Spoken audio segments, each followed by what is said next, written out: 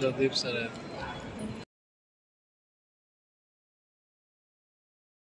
हजाराच्या वर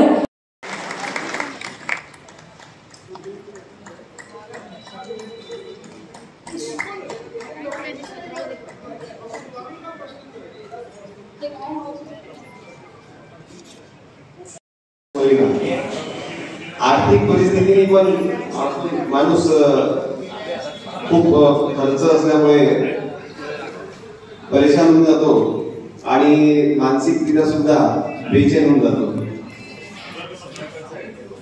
तर आज मला या कार्यक्रमाच्या आयोजनाच्या मागील काही उद्देश आपल्याला सांगायचे, त्यासाठी मी इथे आलोय.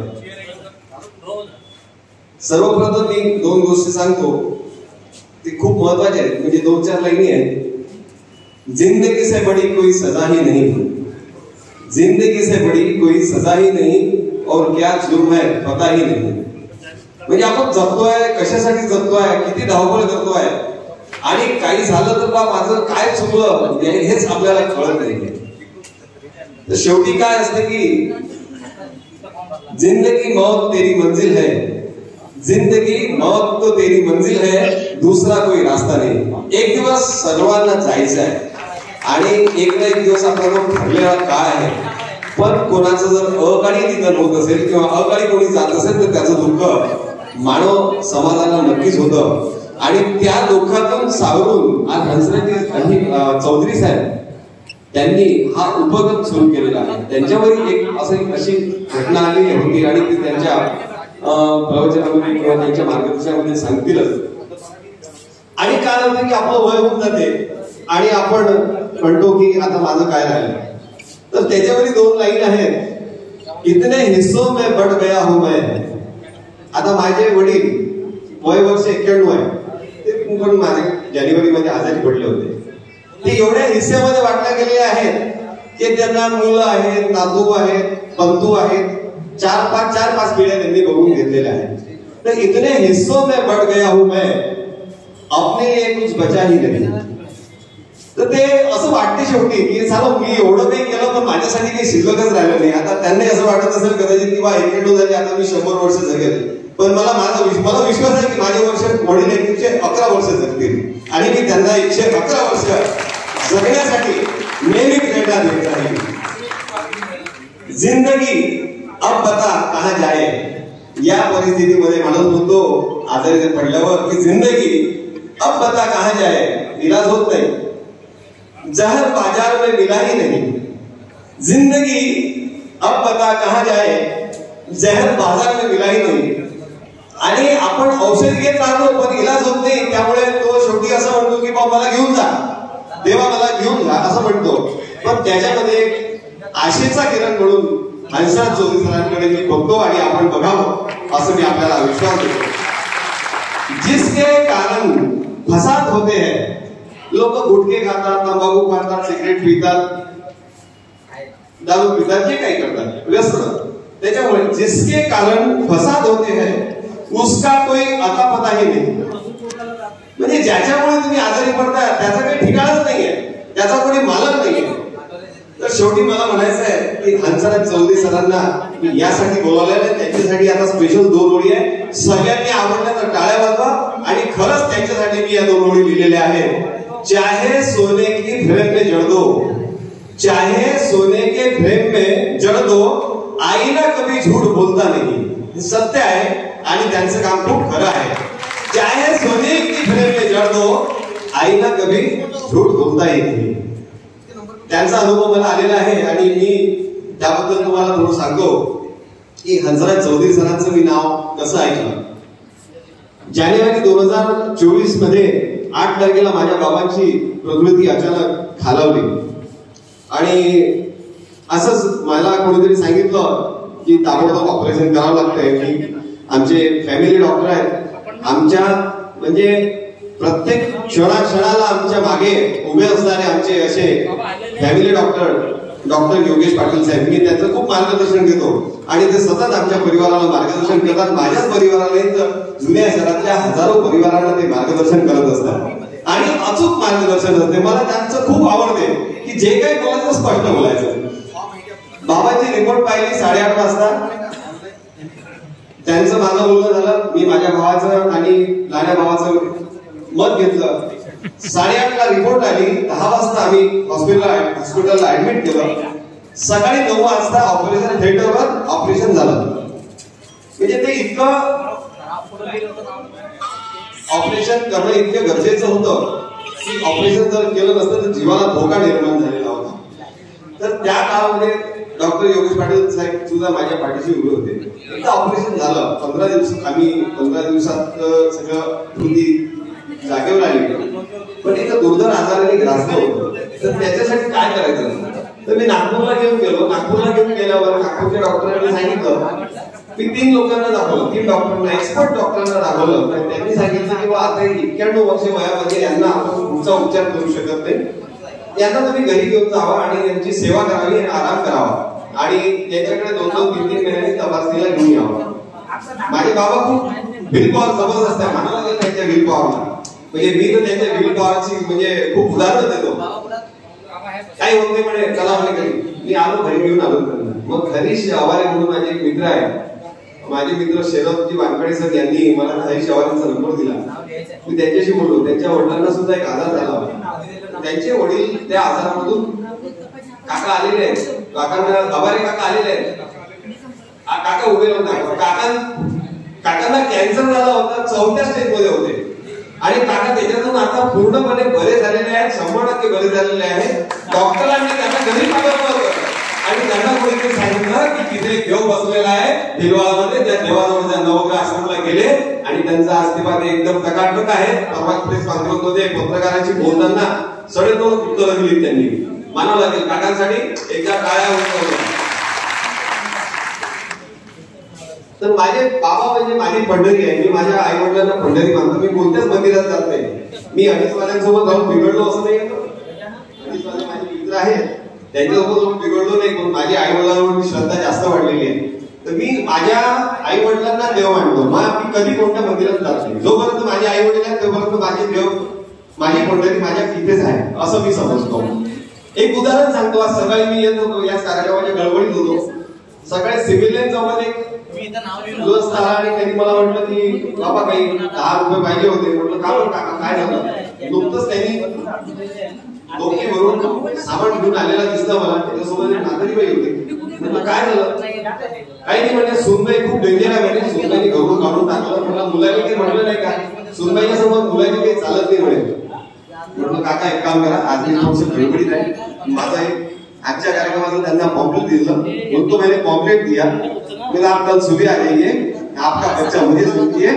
इसके आगे का मी त्यांना म्हटलं की याच्या पुढे तुम्ही मला मुलगा समजा. तुमची राहायची व्यवस्था, तुम्हाला 1 एकर शेत मी फळभाज्या पिकवायला देतो माझ्या शेतातलं. ते वाहा तुम्ही. तुमचं शेत पीक पाणी काढा.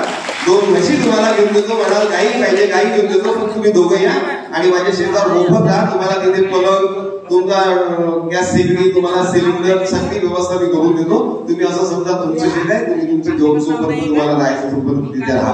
आणि भविष्यात माझं एक प्लॅनिंग आहे. जर चौधरी साहेबांनी मान्य केलं तर, नाही तर मी तर करणारच आहे. माझी इथे 30 किलोमीटरवर एक जागा आहे 8 एकर. माझा वृद्धाश्रम काढायचा तिथे विचार होता.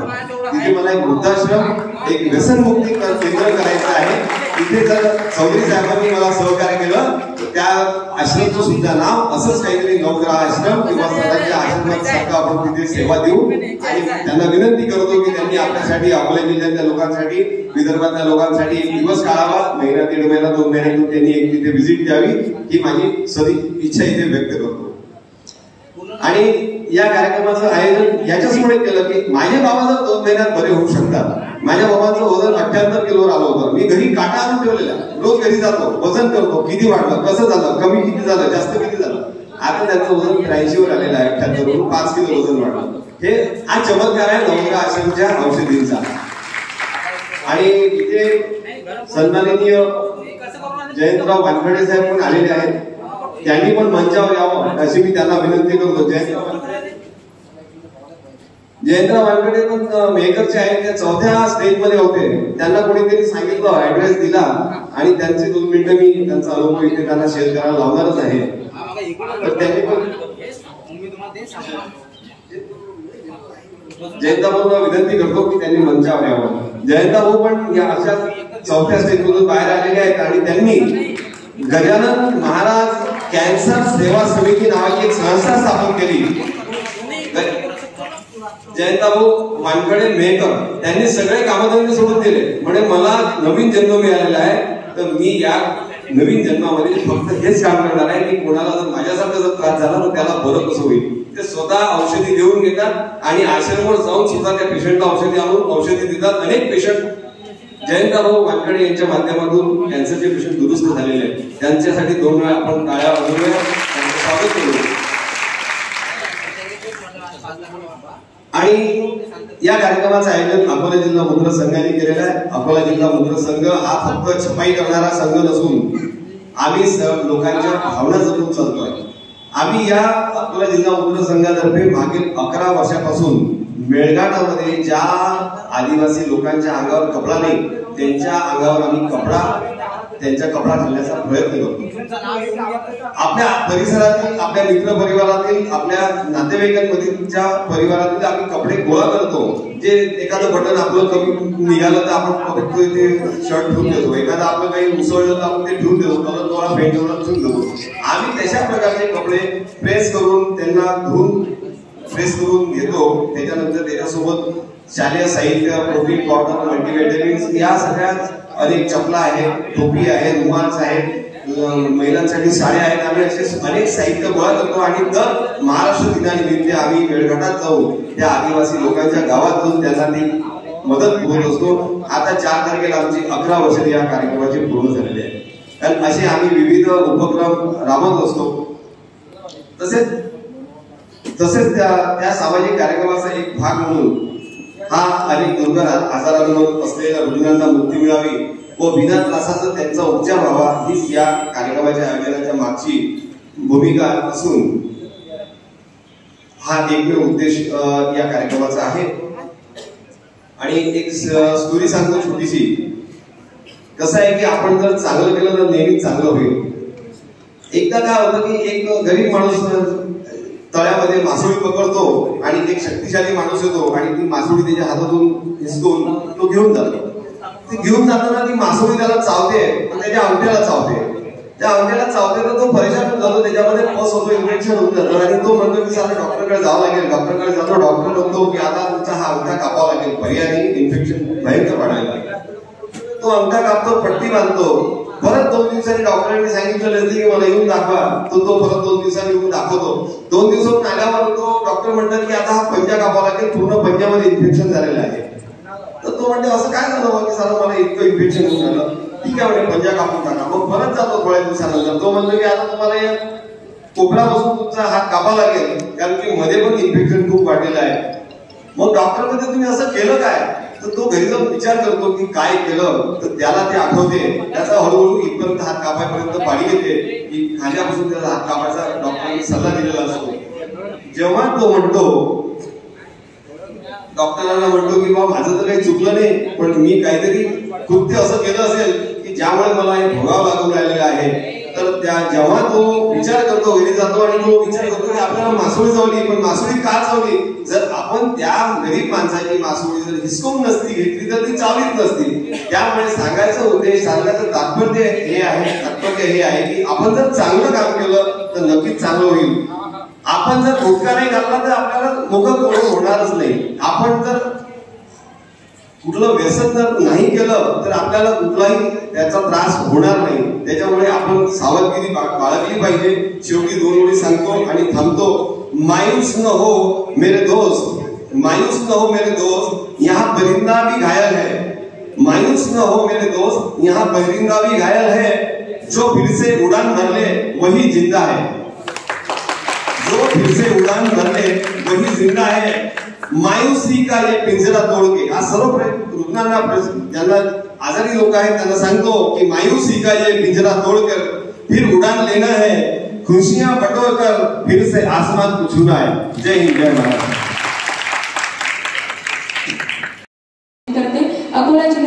संघाचे अध्यक्ष व आयोजक प्रदीपजी गुरुकृते सर यांना मी विनंती करते की त्यांनी आपल्या आलेल्या या विशेष पाहुण्यांचं पुष्पगुच्छ देऊन स्वागत करावं.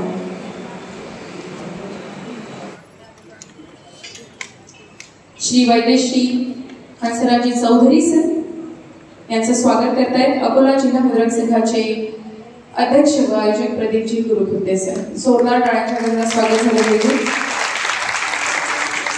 त्यांचं व्याख्यान ऐकण्यासाठी आपण सगळे उत्सुक आहोत. अवघ्या काही क्षणात आपण लगेचच सुरुवात करतो.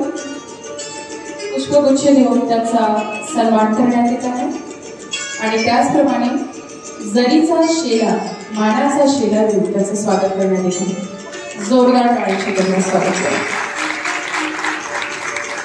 आतापर्यंत हिस्टेरिया, कॅन्सर, एपिलेप्सी, नैराश्य, मधुमेह, मायग्रेन आणि किडनीचे असे असंख्य आजार 28 प्रकारच्या विविध आजारांवर आयुर्वेदिक औषधाच्या मदतीने आपल्या वैद्यांनी उपचार केले आहेत. आप में वो बुलंदी चाहिए, आप में वो इरादा चाहिए. ओके, अब अंत में आता हूं मैं एक बहुत अच्छी विषय. कैंसर ट्रीटमेंट का सब्जेक्ट नहीं है साहब. कैंसर इलाज का विषय नहीं है, कैंसर प्रबंधन का विषय है, मैनेजमेंट का सब्जेक्ट है. आपको कौन सी पैथी सिलेक्ट करनी है, ये मैनेजमेंट है. आपका कोई दामाद है, तुमसे पाहुणे दामाद, आपकी लड़की को जो मतलब तुमसे मुलगीचे नवरा वो साला पुराना फटफटिया लेके विमल खा रखी घर पे आया, बोलो काय झालं, बोलो कैंसर हो गया ससुर जी को. और साहब हमारे वो कल पाटिल साहब मर गए कैंसर से. वो कहने के लिए आया क्या? बिल्कुल मैनेजमेंट का सब्जेक्ट. आप जितना कैंसर को ज्यादा याद करोगे, आपके परिवार में जितनी बार कैंसर कैंसर कैंसर बोला जाएगा. अब इसका एक एग्जांपल बता रहा हूं आपको. आप कहते हैं गजानन गजानन गजानन, कौन मदद करेगा? गजानन महाराज करेंगे. साईं बाबा कौन मदद करेंगे? साईं. कृष्णा है कृष्णा है कृष्णा है, कौन मदद करेगा? कृष्ण भगवान मदद करेंगे. वाहेगुरु कौन मदद करेगा? वाहेगुरु मदद करेगा. रिपीटेशन इज द मंत्र. आवर्तन नाम मंत्र अस्ति. आवर्तन ही मंत्र है. ये मेरी बात नहीं है, ये ऋचा है वेद की. अब आप दिन भर कैंसर, कोई पहुंच ही नहीं रहा. हमारे तो भैया को कैंसर हो गया, हमारा भैया जिएगा कि मरेगा.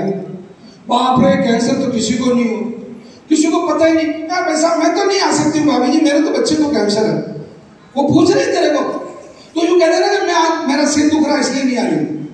आप अगर दिन भर कैंसर कैंसर करते हैं, ध्यान से सुनना इस बात को.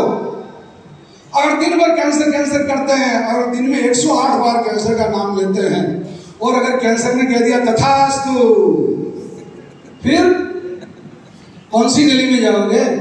अगर मंत्र सिद्ध हो गया तो नहीं. वही तरीका जो मैंने आपको मन का जो ध्यान का तरीका बताया था, आप कोशिश कीजिए कैंसर को फॉरगेट करने की, भूलने की कोशिश कीजिए. औषधि पे ध्यान दीजिए, परहेज पर ध्यान दीजिए और आस्था पर ध्यान दीजिए. और आस्था पे आखिरी में 1 मिनट बोल के मैं मेरी वाणी को विराम दूंगा. उसके बाद में जो आपका सिस्टम है वो आप समझाएंगे इनको.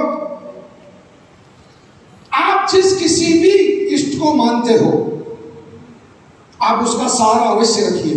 आपका पति आपका इष्ट है, आपके बच्चे आपका इष्ट है, आप जिस देवता को मानते हो आपका इष्ट है, नो डाउट. आप में कितनी ताकत है दादा, वो ताकत जीताती है. सही है ना? आदमी किससे जीतता है? ताकत से जीतता है, अपनी ताकत से. वो ताकत क्या है? नरसिंह मेहता का नाम सुना? भक्त नरसिंह मेहता, जिन्होंने मायरा भरा था भगवान कृष्ण ने आके. मीरा का नाम सुना? जो विष का प्याला पी गई थी, उसको ये बताया गया था कि ये अमृत है, ये प्रसाद है भगवान का तेरे सामने का, पी गई थी. ऐसे तो हजारों उदाहरण है जो भक्त भगवान पर भारी पड़ गए. उनका आत्मविश्वास था. आप में वो आत्मविश्वास होना चाहिए. और वो किस कदर होना चाहिए जो मैं मेरे शेर के माध्यम से आप लोगों को सुनाना चाहूंगा. उसके बाद में मेरी वाणी को आप में ताकत कितनी होनी चाहिए. मैं भगवान को चैलेंज कर रहा हूं, उस कालिया को, उस चोर को जो लोगों को लड़ाने के सिवाय कुछ नहीं किया. उस चोर ने, कन्हैया ने, उस भगवान श्री रामचंद्र को चैलेंज है जिसने दुनिया के कष्ट काटे. तुम्हारे कष्ट क्यों नहीं काटेगा? उस अल्लाह ताला को कह रहा हूं, वो तुम्हारी मदद क्यों नहीं करेगा? उस वाहिगुरु को कह रहा हूं, वो कहीं ना कहीं तुम्हारी भक्ति में या तुम्हारी आस्था में कहीं ना कहीं कमजोरी है. तुम्हारा पति तुम्हारे बस में क्यों नहीं हो रहा? क्योंकि तुम हो सकता है कि तुम्हारे पति के लिए मतलब कहीं समर्पण तुम्हारा कम है. तुम्हारे पिताजी तुम्हें प्यार क्यों नहीं कर रहे हैं? हो सकता है कि पिताजी के प्रति आप थोड़ा सा 45 डिग्री पे चल रहे हो.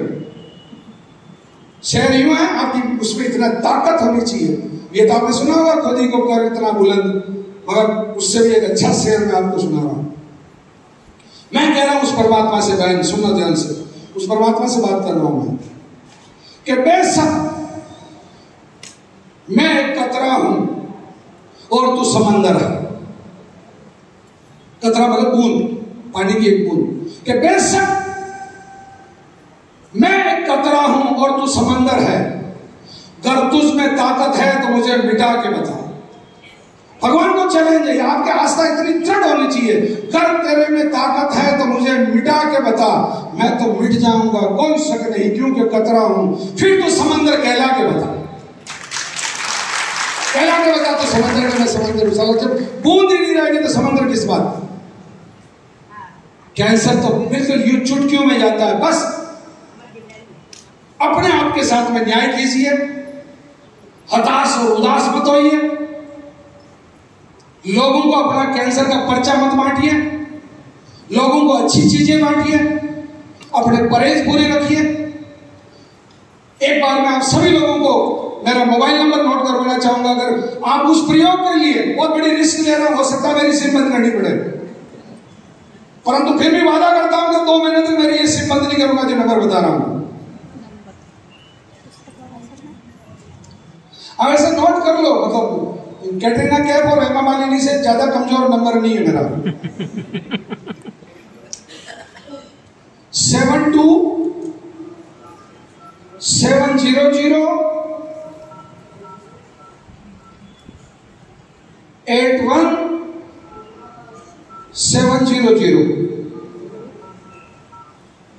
72-700-81-700। ठीक है, प्रयोग करें, निश्चित रूप से आप सफल होंगे। मैं पुनः गुरु कुदय जी को प्रणाम करता हूं, डॉक्टर साहब को, आप सबको जो मेरे से वयोवृद्ध लोग हैं, और डॉक्टर साहब से दोनों से माफी मांगते हुए कि मैंने निश्चित समय के हिसाब से 20 मिनट कर दिए। ठीक है, तो 20 मिनट के लिए मुझे आप क्षमा करें।